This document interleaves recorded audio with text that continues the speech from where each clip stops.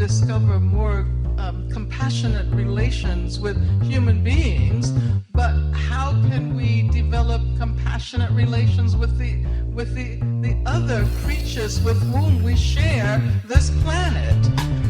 And that would mean challenging the whole capitalist industrial form of food production. Bonjour et bienvenue dans l'Afro-Écologiste, le podcast qui parle d'écologie et de véganisme d'un point de vue décolonial. Aujourd'hui, afin de poursuivre notre série de portraits de véganes noirs, j'ai le plaisir d'accueillir Manuel qui va nous expliquer son cheminement vers le véganisme et son point de vue sur la cause antispéciste. Bonjour Manuel. Bonjour. Bonjour. Alors pour commencer, je te laisse te présenter, dire un peu aux auditeuristes qui tu es, d'où tu viens, ce que tu fais dans la vie. Alors, je m'appelle Manuel, comme tu l'as dit. Je suis actuellement à Paris. J'ai réfléchi à cette question, à qui je suis et à quoi te dire, mais la meilleure réponse pour moi, c'est vraiment... En fait, je suis un être qui travaille sur moi quotidiennement et qui vit aussi tous les jours au moment présent. Et je pense que c'est la meilleure réponse que je peux te donner aujourd'hui. D'accord. Alors on peut imaginer que le véganisme, en fait, ça faisait partie de ce cheminement et de ce travail que tu as fait sur toi-même. Ouais, c'est arrivé exactement. Ça a été une transition. C'est-à-dire que quand je suis passé vegan, c'est là où j'ai pu me poser des questions intéressantes sur ma spiritualité. Alors on va commencer par le commencement de ce chemin que tu décris. Est-ce que dans ton enfance, les gens autour de toi, ils étaient sensibles à la question écologique, à la question de l'éthique animale? Est-ce que c'était présent dans ton environnement? Non, pas spécialement. J'ai vécu du côté de mon père euh, en le voyant chasser et pêcher à l'arc, à, à la canne à pêche, à même le bateau, au niveau du bateau, puisqu'on vivait sur une péniche. On allait sur l'île, on pêchait, on chassait, donc ce que je viens de dire. Mais même moi aussi, je m'aventurais un peu dans les bois, essayer de faire comme mon père. J'ai jamais eu cette notion ou sensibilité par rapport à la cause animalière à cette époque-là. Ok, donc tu as grandi en Guadeloupe, toi, et c'est quand même intéressant parce que t'avais pas forcément cette sensibilité, mais t'as l'air d'avoir grandi dans un milieu naturel un peu exceptionnel, là, de ce que j'entends, sur une péniche, avec les bois. Donc t'étais quand même euh, un peu dans un environnement privilégié pour au moins apprécier la nature, peut-être. Oui, avec mon père, c'était en France, et plutôt avec ma mère et ma grand-mère, c'était en Guadeloupe. Mais j'ai pas parlé de la Guadeloupe parce que j'ai pas eu vraiment aucune sensibilité. C'est vraiment quand on pouvait, on mangeait de la viande. On avait les repas du dimanche, la soupe du dimanche classique avec ma grand-mère, mais sans plus de sensibilité par rapport à ça. J'ai eu la chance, en effet, de parfois, on va dire une fois par an, de vivre avec mon père. Et c'est là où j'étais vraiment en contact avec la nature, au plus proche. Euh, et ça m'a beaucoup plu, d'ailleurs, ça m'a beaucoup aidé à apprécier, entre guillemets, des vacances qui sont formatrices en termes de la vie. Ouais, ça a l'air plutôt exceptionnel comme vacances. Et alors, est-ce que le végétarisme et le véganisme, c'était des choses qui étaient présentes autour de toi, que ce soit en Guadeloupe ou en France? Il y avait des gens qui étaient véganes ou végétariens autour ou pas du tout? Pas du tout. Non, j'ai essayé de réfléchir, mais non, pas du tout. Alors, comment c'est arrivé? Parce que là, ça me questionne un peu. Comment c'est arrivé ton intérêt pour le véganisme, particulièrement si c'était pas quelque chose auquel tu étais sensible en grandissant? Euh, c'est arrivé avec l'abus de certaines choses. Donc, suite à des problèmes familiaux, j'avais besoin de trouver un confort. Ce confort, c'était avec la nourriture. J'en ai abusé et je savais qu'un jour, il fallait que j'arrête. Donc, c'était un gros travail sur moi-même. Surtout que le fait qu'on n'avait pas confiance en moi, donc à partir du moment où j'avais 10-15 kilos en trop, je travaillais dans la restauration, on m'appelait la grosse, etc. C'était vraiment un travail psychologique très important que je devais faire sur moi, parce que je savais que c'était temporaire. Le travail de tous les jours, les conditions psychologiques faisaient qu'ils me poussaient vers le bas. Du coup, je savais que pour moi, c'était soit tout, soit rien. Donc c'était un choix qui a été fait depuis longtemps, mais qui a pris beaucoup, beaucoup d'années afin que ça soit possible en fait. Et est-ce qu'il y a eu des étapes un peu charnières qui t'ont poussé à te questionner un peu plus, peut-être des rencontres? Oui, les rencontres et les départs, les voyages. Alors, quelle rencontre du coup? Et peut-être quel voyage? Qu'est-ce qui a permis cette ouverture d'esprit? Le premier voyage, tout a commencé au niveau du premier voyage. Donc c'était un départ qui a permis de recommencer, ou plutôt recommencer ma vie en départ, donc Paris, direction Angleterre. J'ai tout lâché. Je suis parti sac à dos, bus de nuit. J'avais la chance de trouver un travail à distance, donc je suis pas parti comme ça non plus. Je me suis organisé, mais je suis arrivé à la campagne de Londres sans fast-food. Et, euh, et donc c'est là où j'ai pu me recentrer et connecter avec une première personne qui, euh, qui à l'époque était ma copine, qui m'a permis de faire plus de sport quotidiennement. Et du fait, comme je disais, qu'il n'y ait pas de fast-food ou restaurant aux alentours, j'ai dû recommencer à faire à manger pour moi-même. Donc là, c'était vraiment le départ, le début d'un cheminement que je voulais, et qu'au fin de compte, le destin a fait que euh, j'ai eu ce que je voulais, et j'ai pu commencer ce travail sur moi. Et ça a duré 1 an et demi dans cette campagne où j'ai perdu 11 kilos en première année. Et ça m'a fait beaucoup de bien, mentalement et physiquement. Comment tu as fait le lien entre ton corps et la viande? Parce que beaucoup de gens font des régimes ou des choses comme ça et ils pensent pas nécessairement à la viande. Du coup, toi, comment c'est arrivé ce questionnement par rapport à la chair? Pour moi, la chair, à l'époque, c'était plus une gourmandise, mais moins importante que le fromage, bizarrement. Le fromage, enfin, c'est pas bizarrement, je trouve que ça revient assez fréquemment. Le fromage est plus difficile à lâcher que la viande. Mais pour moi, la viande, c'était une célébrité. Bah, c'est-à-dire que, enfin, quand c'est une célébrité, c'est quelque chose à fêter, quoi. Enfin, bon, le lendemain, je travaille pas, ben, je vais fêter ça, et avec du fromage et de la viande. Pour moi, c'était un luxe, c'était un réconfort à l'époque. D'accord. Et du coup, la cuisine, parce que tu as beaucoup parlé du fait que c'était le fait de devoir recommencer à cuisiner. Pourquoi? Parce que la cuisine, du coup, te mettait en contact avec les choses spécifiques que tu mangeais ou parce que tu étais obligé de te confronter à ce qu'il y avait dans ton assiette ou c'est quoi la relation avec la cuisine? La cuisine et moi, ça a toujours été une histoire d'amour, parce que j'adore faire ça. Par contre, en France, à l'époque, il y avait tellement de choix de restaurants et de fast-food que j'en avais moins envie. Surtout que je travaillais dans la restauration 45 heures par semaine, j'avais pas envie de retourner en cuisine ou faire la vaisselle ou du nettoyage alors que j'en faisais toute la journée. Donc, c'était un plaisir de reprendre la cuisine pour moi, mais jusqu'au jour d'aujourd'hui, c'est très difficile pour moi, enfin pas très difficile, c'est difficile pour moi de me faire plaisir à moi-même. Si c'est pour cuisiner pour quelqu'un d'autre, je le fais avec plaisir, avec passion, automatiquement, parce que je sais que je veux partager ce repas. Mais quand c'est pour moi, c'est un peu comme tout, hein. J'aime aider, mais c'est plus difficile de s'aider soi-même en fait. C'est un peu, euh, c'est un peu ça le problème. D'accord. Donc là, tu as parlé des voyages en fait qui t'ont poussé à recommencer à cuisiner, des rencontres avec cette copine qui était intéressée par ces questions-là. Et est-ce qu'il y a des médias qui t'ont amené à un questionnement plus politique, des livres, des documentaires, des films? Oui, tout à fait. Alors, en fait, ça a commencé quand je suis arrivé en Australie, parce que l'Angleterre, c'était pas le seul.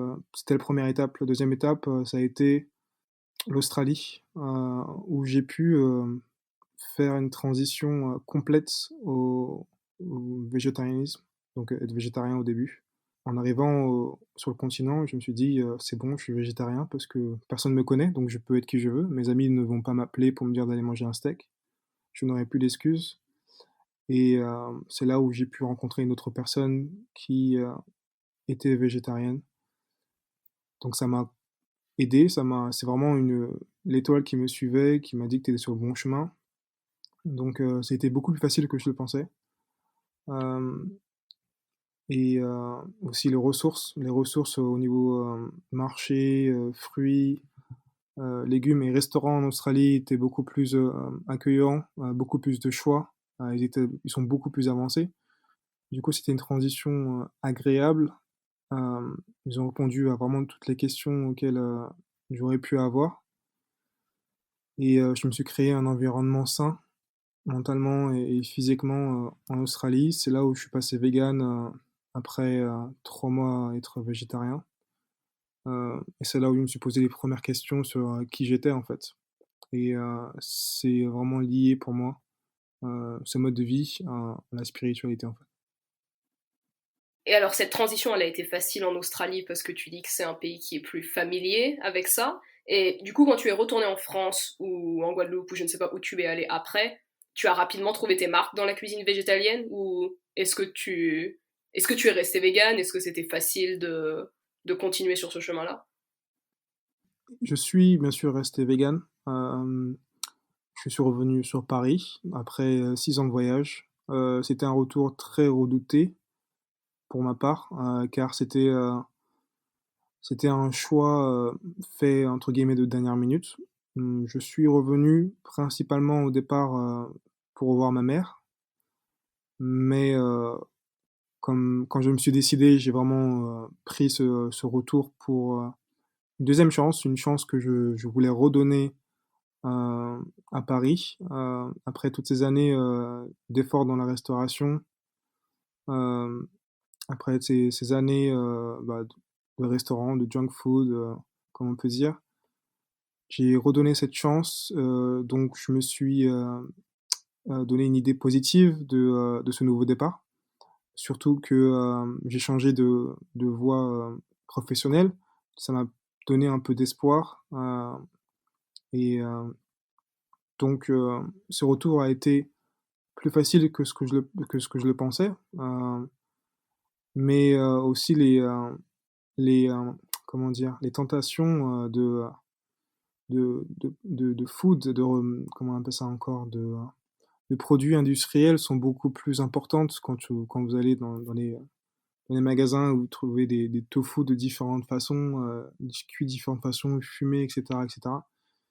C'est pratique quand on a envie de choses qui nous rappellent un peu la viande, etc. Mais c'est pas des choses que j'avais l'habitude de manger en Australie. En Australie, c'était vraiment plant-based, vraiment des légumes et des fruits au maximum. En fait, de ce que j'entends, ta transition vers le véganisme, elle s'est vraiment accompagnée presque d'un changement de mindset, en fait, ça s'est vraiment accompagné d'un certain chemin spirituel. Et du coup, cette transition, elle a eu des conséquences sur ta santé physique, ta santé mentale et ta vie spirituelle. Ou est-ce que tu peux en parler un peu plus? Je suis curieuse. Oui, ça a été un... Bah, en fait, ça s'est fait automatiquement ou naturellement ou le destin, ou comme vous voulez l'appeler. En fait, j'étais végétarien, puis je faisais du sport et je mangeais toujours du fromage et des crackers. C'était un ancien réflexe que je prenais dès que j'avais une soirée off, parce que je travaillais toujours dans la restauration. J'avais une soirée off et une soirée off en restauration, c'est pas souvent. Du coup, je fêtais ça avec un peu de fromage et des crackers. J'allais au sport le lendemain matin à 6 heures du matin et j'étais pas bien, je me sentais pas bien, je me sentais ballonné et voilà quoi, j'étais pas top. Du coup, un jour, je me suis dit, c'est bon, bah, j'arrête le fromage et je mangeais déjà peu d'œufs et de lait. Du coup, j'étais vegan. Du jour au lendemain, je suis passé vegan comme ça et c'est là où en reprenant ta question de tout à l'heure, j'ai regardé des documentaires. Je me suis renseigné sur les effets sur mon corps, sur la planète, sur les animaux et aussi ce qui se passe au niveau gouvernement, etc. Et j'ai regardé par exemple, le premier documentaire que j'ai regardé, c'est Cowspiracy et What the Health. C'est là où j'ai pu. C'est là où, en fait, ça m'a réveillé, ça m'a un peu révolté. Donc, mon premier choix a été pour ma santé. Et ensuite, beaucoup d'autres points de vue sont arrivés. Il y a aussi la connaissance de Dr. Sebi, ça m'a beaucoup aidé à reprendre l'essentiel, en fait.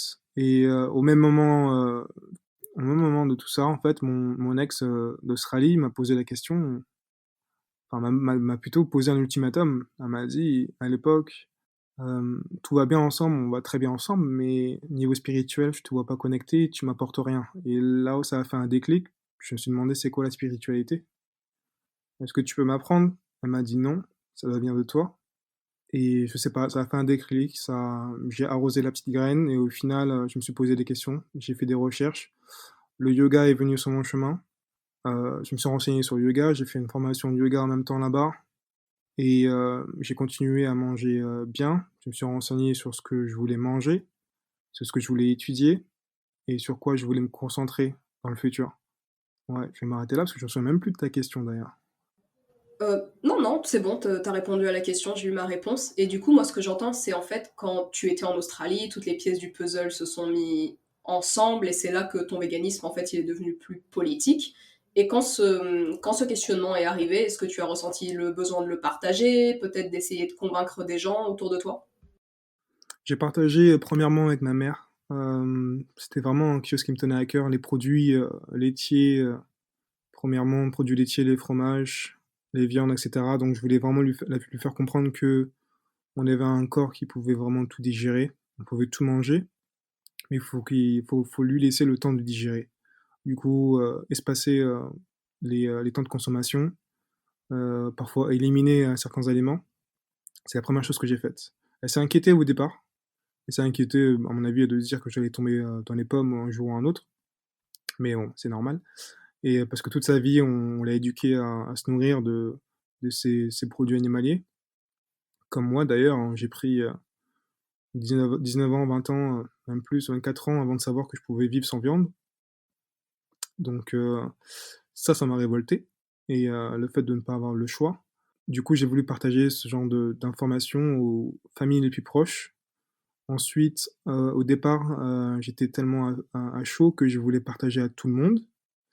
Mais c'est l'erreur du débutant. C'est un conseil que je donne à personne parce qu'on perd beaucoup d'énergie. Du coup, il faut se concentrer sur des personnes qui sont prêtes à écouter, des personnes qui veulent savoir, parce qu'on peut pas aider tout le monde.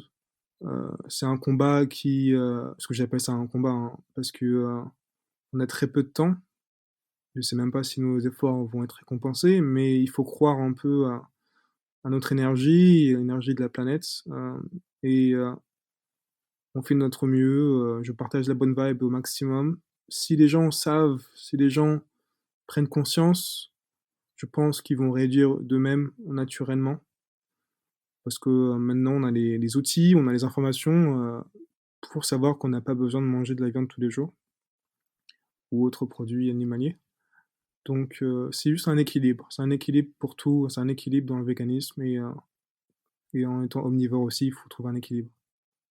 Là, je suis complètement d'accord, oui. Je pense qu'on a tous un peu fait cette erreur quand on est entré dans le véganisme, c'est qu'on a eu une telle révélation que tu penses que tout le monde est prêt à entendre et en fait, la plupart des gens ne le sont pas.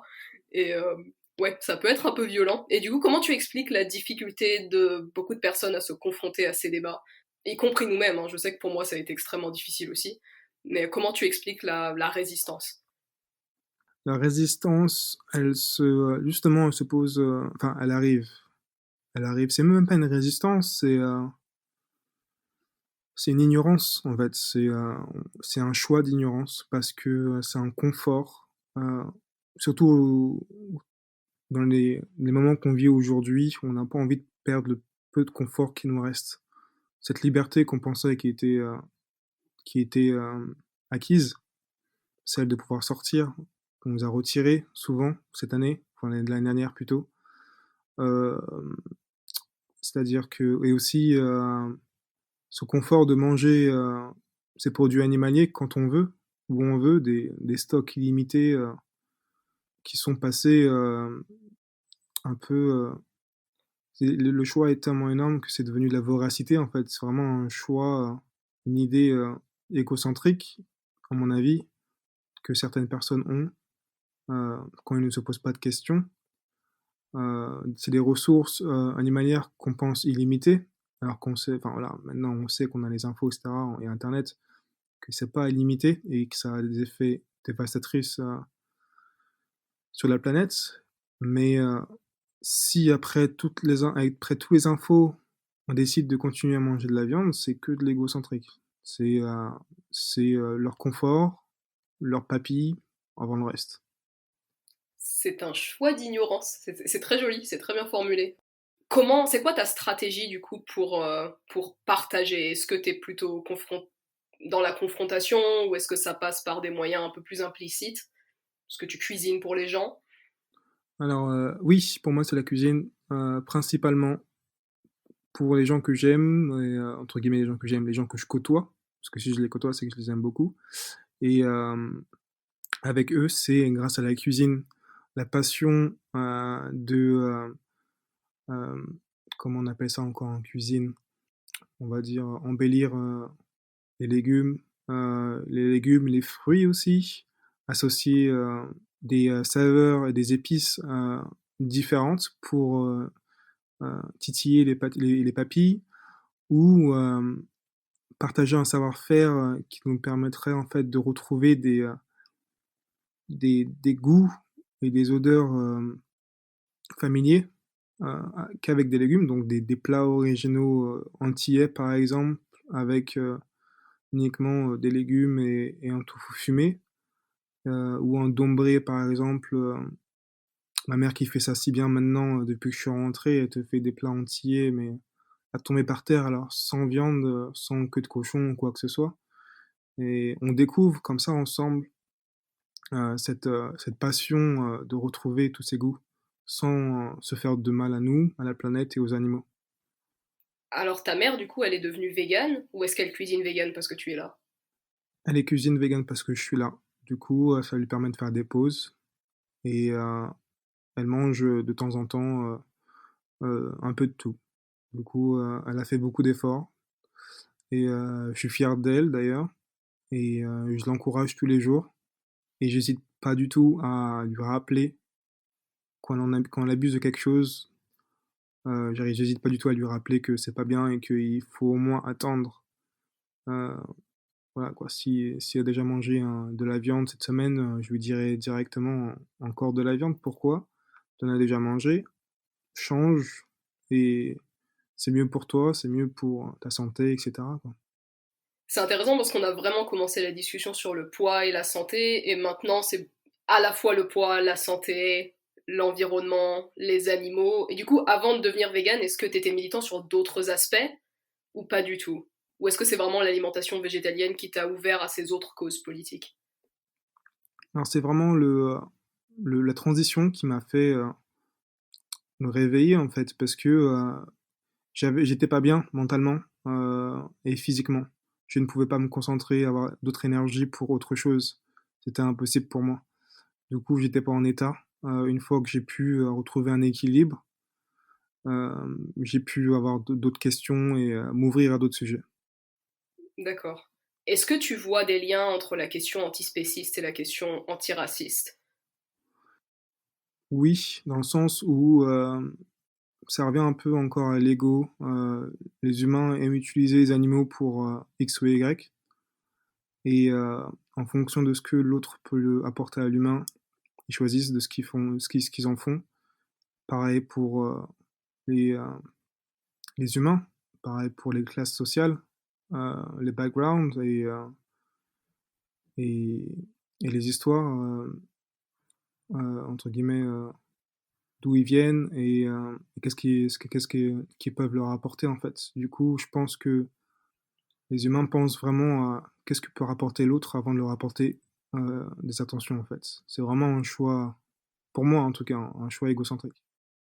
Ouais. Moi, je vois aussi des liens, bon, c'est peut-être moi, hein, mais je lis beaucoup de textes écrits par des Noirs américains sur le véganisme, et ils ont une perspective qui est assez similaire à la tienne, et enfin, c'est marrant parce que moi, c'est pas du tout comme ça que je suis arrivée au véganisme, mais ils parlent beaucoup aussi de junk food et ce genre de choses, et la façon dont eux, ils voient les choses, et la façon dont eux, ils lient le véganisme à la lutte antiraciste, c'est que ils ont l'impression, et c'est sans doute vrai, que la junk food a été aussi beaucoup imposée aux Noirs, et que pour eux c'est une perpétuation du génocide, dans le sens où, en fait, ce qui tue le plus les Noirs aux États-Unis, c'est même pas tant les violences policières, mais c'est diabète, hypertension et toutes les maladies qui sont liées à la consommation de junk food et de viande. Et pour eux, le véganisme, c'est à la fois une manière de se sauver, une manière de sauver les animaux. Et je vois un peu ça dans ta façon de penser les choses. Enfin, je sais pas si toi tu es d'accord avec cette interprétation, parce que ça c'est ma perspective de chercheuse. Moi, je suis tout à fait d'accord avec toi, dans le sens où on a eu cette culture de soul food aux États-Unis, par exemple, ou des plats riches dans les Caraïbes, etc.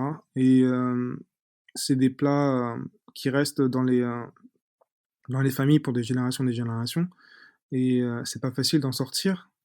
Et je pense qu'il y a beaucoup de choix politiques derrière ça, dans le sens où quand il y a des publicités, euh, même même le KFC par exemple, les buckets de poulet, etc., qui cartonnent dans la communauté noire, c'est quelque chose, c'est un poison et pour eux c'est normal, ça devient c'est comme une culture en fait. Et, euh, et je trouve ça dommage, je trouve ça beaucoup très dommage et je voulais dire un autre truc mais j'ai oublié, mais ça me reviendra. Ok, mais complètement, oui, je faisais aussi le lien avec la publicité parce que, comme je dis, moi, c'est pas quelque chose auquel je pensais et depuis que j'ai lu ces livres-là, même si je pense que c'est quand même un peu moins présent en Europe qu'aux États-Unis, mais tout de même, en fait, maintenant, quand je suis dans le métro à Paris et que je vois toutes les pubs pour les fast-food qui, en fait, représentent beaucoup de noirs dans les pubs, et en fait, on est en Europe, il y a pas de noirs dans les pubs, tu vois, mais par contre, il y en a dans les pubs pour la junk food. Donc ouais, il y a quand même tu es poussé inconsciemment à aller vers ce genre de nourriture quand tu es noir. Donc ouais, il y a clairement un choix politique derrière pour moi. C'est clair. Et ça me rappelle lorsque on m'avait déjà dit, hein, enfin souvent on me dit être vegan ça coûte cher parce que quand vous allez par exemple dans un centre commercial peu cher et vous trouvez une barquette de 10 côtes de porc moins chère que des fruits et des légumes, on se demande où passent les taxes et comment c'est possible et d'où vient justement ce, ce, ce cap difficile à manger plus des légumes, parce que ça revient moins cher de manger de la viande et de rester dans cette précarité, entre guillemets, alimentaire. Complètement, ça n'a aucune logique. Ça n'a aucune logique et ça en dit long sur l'exploitation des fermiers également, parce que comment t'es censé produire 10 côtelettes de porc et les vendre à 4 euros, enfin, ça n'a aucun sens. Ça n'a aucun sens. Et est-ce que du coup ton véganisme il s'inscrit dans une perspective plus large d'un mode de vie que tu souhaiterais parce que tu me parles beaucoup de processus et du fait que pour toi, en fait, c'est un développement de toi-même en permanence. Est-ce que ça s'inscrit dans un mode de vie que tu souhaiterais suivre dans le futur? Oui, mais en fait, oui, bien sûr, c'est dans le but, ce sera en fait d'être autosuffisant. Donc, c'est la nouvelle retraite. C'est vraiment le but ultime, surtout après avoir voyagé pendant des années. Je me demande comment je vais avoir une retraite. Euh, et surtout ce qui se passe dans le monde aujourd'hui, le seul moyen de s'en sortir, c'est d'être autosuffisant, d'avoir son jardin, euh, cultiver ses terres, donc physiquement être en activité constamment, euh, des recherches, comment savoir comment planter ça, ici, où, comment, quels sont les nutriments nécessaires pour avoir une bonne hygiène de vie. Et c'est pour moi un travail de toute une vie et si j'ai l'occasion de le faire un jour ou un autre, je vais le faire, je vais saisir cette chance. Ce sera vraiment un goal, une target qui me tient à cœur afin de m'aider moi et plus tard aider les autres à se sentir mieux, donc en mangeant localement et en partageant les produits locaux cuits de façon c'est pas innovatrice, c'est juste utiliser comme un aliment principal plutôt que secondaire, et leur faire reprendre goût à, à ces aliments, en fait, à ce patrimoine. Ok. Et ok, alors la chercheuse va revenir encore dans le débat. Euh, Il y a beaucoup, il y a beaucoup. Ouais, je pense qu'il y en a beaucoup. Bon, on n'a pas de chiffres parce que c'est la France, mais j'ai l'impression qu'il y a beaucoup de véganes, en tout cas quand j'essaye de chercher des personnes pour ces témoignages, il y a beaucoup de personnes de Guadeloupe, de Martinique et de la Caraïbe en général. J'ai l'impression que ce rêve d'autosuffisance alimentaire, c'est quelque chose qui est beaucoup présent dans la Caraïbe, et c'est une question qui arrive de plus en plus, c'est est-ce qu'on peut être autosuffisant en mangeant de la viande en fait? Parce que tu viens d'une île, les terres sont limitées, et du coup si on veut une autosuffisance alimentaire sur une île, va falloir réduire drastiquement la viande, voire complètement arrêter. Je sais pas si toi tu fais le lien en fait entre ces rêves d'autosuffisance qui sont assez présents dans la Caraïbe et ton mode de vie. Ou peut-être que tu ne veux même pas être dans la Caraïbe, je ne sais pas, je t'ai pas posé la question. Oui, non, mais c'est quelque chose qui connecte dans ma tête parce que souvent, on me répète que la vie en Guadeloupe est chère. C'est sûr que c'est cher si on mange du Nutella et de la viande et du coca. Mais si on a une hygiène de vie saine et qu'on mange localement, je pense que ça devient beaucoup plus facile. Et puis, si on a la chance d'avoir quelques fruits et légumes chez soi, ou au moins qu'on essaye, je pense que ça devient tout de suite facile parce que ça revient. Enfin, c'est pour ceux qui écouteront, qui se poseront la question sur le véganisme. Une fois qu'on est vegan, on est moins dépendant à la nourriture. On est maître de soi dans ce sens-là. On a toujours faim, je vous rassure, mais on est plus vite assouvi et on prend plus plaisir, on digère plus vite, on a plus d'énergie et on peut se contenter d'un repas par jour s'il le faut. Et du coup, ça aide beaucoup dans le sens où être vegan aux Antilles, ça devient possible dans ces cas-là. Ça devient possible, surtout que aux Antilles, c'est beaucoup familial. Du coup, il y a toujours quelqu'un qui a ci ou ça qui peuvent partager. Du coup, c'est une entraide entre nous. Vous voyez ce que je veux dire? Il y a toujours des fruits, des légumes dans les jardins, des papayes, ananas, ce que vous voulez. On se partage tout ça entre nous. L'entraide et la force, et ouais, c'est largement faisable. Et du coup, tu m'as dit que tu as grandi dans un environnement où en fait le véganisme et le végétarianisme c'était plutôt absent. Est-ce que maintenant tu rencontres plus de véganes et de végétariens noirs? Oui et non. Oui et non. J'en ai rencontré, j'en ai converti, mais ça se fait doucement. Je recherche pas non plus, donc surtout avec ces temps-ci, les rencontres sont très faibles, mais j'en ai rencontré. Le premier que j'ai rencontré quand j'étais en Angleterre, lui était plus basé sur les plant-based, et c'est lui qui m'a un peu ouvert les yeux sur le fait qu'on pouvait survivre et aussi avoir un corps d'athlète en mangeant, en mangeant tout sauf des produits émaillés. Et après ça, sur mon chemin, franchement, je n'ai pas rencontré beaucoup, mais je pense que ça va se faire automatiquement au fur et à mesure des années. Et est-ce que le véganisme, parce que tu parles beaucoup de cheminement et en fait d'être en permanence en questionnement par rapport aux choses autour de toi, est-ce que ça a ouvert à d'autres questions sur le corps, sur les oppressions, ou est-ce qu'il y a un questionnement que tu as aujourd'hui et que tu souhaiterais partager? Qu'est-ce qui se passe en ce moment? Pourquoi est-ce que tu réfléchis en ce moment? En ce moment, à quoi je réfléchis, c'est un développement personnel dans la vie de tous les jours. Communication, recensement des informations, non-jugement. C'est beaucoup du côté spirituel. Ça rentre en lien, ça rentre beaucoup en lien avec mon alimentation parce qu'en fait, moi, comparé à un moi du passé, c'est les questions, elles sont différentes. Je me pose plus la question qu'est-ce que je vais manger ce soir. Je me pose plus la question comment je vais me faire plaisir ce soir dans le sens alimentaire. Alors qu'en fin de compte, avant, ça prenait trop de place en fait dans ma tête. Ça prenait beaucoup trop de place et ça me laissait aucune énergie pour autre chose. C'est-à-dire que je mangeais et puis je me sentais tellement lourd que j'étais out. Je pouvais plus rien faire. Aujourd'hui, là par exemple, je viens de faire des brocolis sautés au tamari, simplement comme un tapas. Et, euh, et ça m'a plu parce que c'est frais, c'est simple, et il y a du goût. Et ça me permet de rester vivant parce que je mange des choses vivantes. Ça permet d'avoir un esprit clair. C'est comme quand les gens sont en dépression, on leur dit de manger bien parce que ce qu'on mange, c'est ce qu'on vit en fait. C'est l'énergie qu'on mange, ça nous permet de rester motivé, d'avoir un esprit clair et d'être en bonne santé. Et c'est pas uniquement quand on est malade qu'il faut bien manger en fait. C'est vraiment tous les jours, c'est un travail de tous les jours. Et une fois qu'on a l'habitude de le faire, ça devient même plus un travail, ça devient un plaisir c'est le but en fait, c'est le but de pouvoir penser à autre chose que la nourriture en fait. C'est vraiment la nourriture, c'est fait pour donner du fuel à ton corps, donner de l'énergie à ta motricité, afin de se concentrer sur ce que tu es vraiment à l'intérieur, parce qu'on est un vaisselle qui a une apparence, mais à l'intérieur, on a une âme qui mérite d'avoir une identité. Et ça, c'est le travail que je fais tous les jours.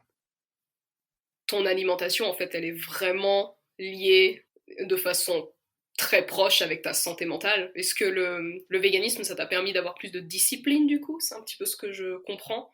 Ouais, exactement. La discipline que je n'avais pas du tout avant. C'est par exemple, tu te dis demain je vais mieux manger, et en fait, tu repars, tu manges un grec. Et là, c'est vraiment une discipline que tu n'as pas, un savoir-faire, un style de vie que tu as toujours voulu commencer, mais en fait que tu n'as pas le courage de faire. Parce que mentalement, j'étais pas bien.